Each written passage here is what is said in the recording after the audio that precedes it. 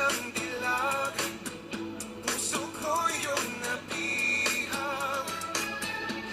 Wala nang init kahit ligaya. Magandang hapon. Sa mga nakaraang episode, ang akala natin ay namamatay na si Luisa. Pero magandang balita ngayon. Binabalita ng doktor na nakasurvive si Luisa. At tuwang-tuwa naman sila ni Gigi, Madam Sofia at yung kaibigan niya. Kasi sabi ng doktor, himala daw na nakasurvive yung mama ni Gigi dahil sa lagay nito. Pero thanks God kasi okay na yung mama niya. At sa ngayon, si Gigi at Madam Sophia pumasok sa kwarto kung saan nakalagay ang mama ni Gigi.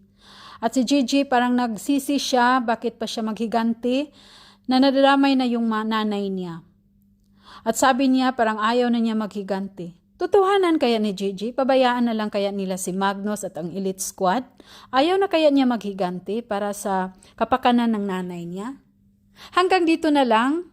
Maraming salamat po. God bless!